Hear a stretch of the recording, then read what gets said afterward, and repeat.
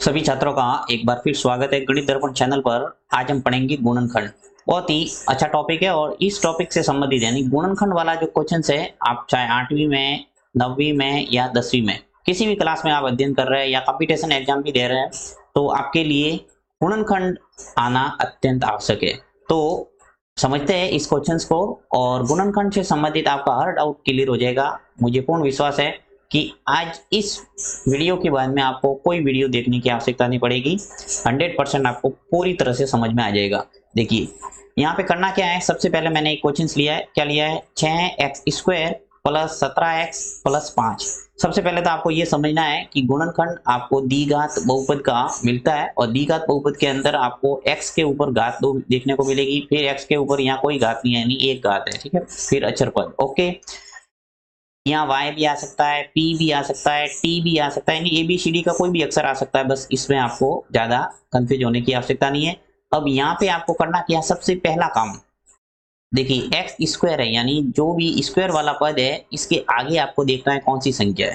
ठीक है, यहाँ पे आपने देख ली कि 6 है वो इसके आगे है यानी ये गुणांक है। x² का गुणांक क्या है? 6। इस 6 का गुणा करना आपको अचर पद से यानी लास्ट वाले पद से गुणा करना है। ओके, यानी 5 से गुणा कर देंगे। तो सबसे पहला काम मैं कर रहा हूँ, 6 का गुणा कर रहा हूँ किससे? 5 से। कितना आ गया मेरे पास? 6 पंजे 30। ठीक है, ये सबसे पहला काम है। अब आपको क्या करना है, इस 30 के आपको टुकड़े प्राप्त करना है। टुकड़े कैसे प्राप्त करने हैं?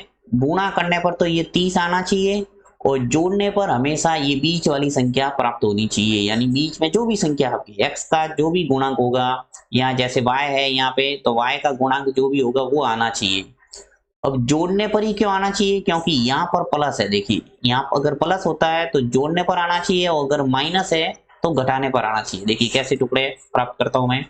यहाँ से सबसे पहले मैं 15 और 2 टुकड़े प्राप्त किए। अब जैसे जैसे आप प्रैक्टिस करेंगे आपको टुकड़े जल्दी से मिल जाएंगे। अब 15 और 2, 15 का गुणा करते हैं देखिए 2 से, कितना आएंगे? 30। ओके, और 15 प्लस 2 जोड़ेंगे तो कितना आएंगे? 16 और 17। ठीक है, यानी टुकड़े आपको मिल गए। एक तो 15 है और एक 2 है। आपको कुछ नहीं करना, इन टुकड़ों को इस 17x के स्थान पर रिप्लेस करना है। इनमें कोई चेंज नहीं होगा, ये और ये यानी पहला और लास्ट वाला पद आपको कोई चेंज नहीं करना है। इसमें 17x के स्थान पर हम 15 और 2 रख लेंगे। ठीक है, ये आपको काम करना है। तो मैं इन सबको हटा देता हूं एक बार और फिर मैं 17x के स्थान पर क्या रखूंगा? 15x और 2x। जब जोड़ेंगे तो वापस क्या आ जाएगा? 17x। ठीक है, तो इसके अंदर जो मुख्य बात है वो यही है, आपको टुकड़े प्राप्त करना। जैसे आपको टुकड़े मिल गए आप इजीली गुणनखंड है वो कर पाएंगे। ठीक है, तो यहाँ से मैं सभी हटा देता हूँ। ठीक है, तो यहाँ पे मैं लिखता हूँ सबसे पहला 6x², इसमें कोई चेंज नहीं करना है, ऐसा का ऐसा। अब देखिए जो 17x है इस यहाँ पे मैं लिखूंगा 15x प्लस 2x। ओके, यहाँ पे देखिए आप चाहो तो 2x आगे लिख लो और 15x पीछे लिख लो, कोई फर्क नहीं पड़ेगा। सवाल का जो उत्तर है वो सेम आएगा आपके। पीछे वाला जो लास्ट पद है प्लस के 5, इसमें कोई चेंज नहीं। सिर्फ जो 17x था इसके स्थान पर मैंने ये दो संख्या रखी है, 15x और 2x। ठीक है, यहाँ तक कोई डाउट नहीं होना चाहिए। अब आपको क्या करना है, इन दो दो पदों का जोड़ा बनाना है, यहाँ से लगाकर यहाँ तक। ठीक है, पहला और दूसरा और तीसरा और चौथा। ठीक है, अब इन दोनों पदों के अंदर आपको कॉमन संख्या ढूंढना है। कॉमन संख्या का मतलब ये है कि दोनों के अंदर भाग जाना चाहिए, यानी 6x² और 15x, इन दोनों के अंदर किसी एक ही संख्या का भाग जाना चाहिए। तो वो संख्या हम ब्रैकेट के बाहर लिखेंगे। तो देखिए यहाँ पे मैं 6x² और 15x के अंदर 3 का भाग दोनों में इजीली जा रहा है तो 3 बाहर ले लूंगा। साथ ही देखिए x² है और यहाँ है x, यानी x आपको दोनों में नजर आ रहा है, यानी कि x है वो बाहर आ जाएगा। ओके, तो 3x जब हमने बाहर लिया, कॉमन लिया, तो यहाँ से भाग चला जाएगा। 3 का भाग 6 में दे दो, कितनी बार जाएगा? 2 बार। 3 एकम 3, 3 दूनी 6। फिर x का भाग जब x² के अंदर देंगे तो एक x है वो कट जाएगा तो एक x रह जाएगा, यानी 2x आ गया। यहाँ से देखो ये प्लस है, ऐसा का ऐसा। अब 3x मैंने कॉमन लिया, यानी 3x का भाग 15x के अंदर भी देना है हमें, तो 15x के अंदर भाग दे दो। 3 का टेबल 5 बार बोलते तो 15 आता है, यानी 5 बार चला जाएगा भाग 3 का, ठीक है। और x से वो कैंसिल हो जाएगा पूरी तरह से, तो x गायब हो गया, यानी 2x प्लस 5 आ जाएगा ब्रैकेट के अंदर।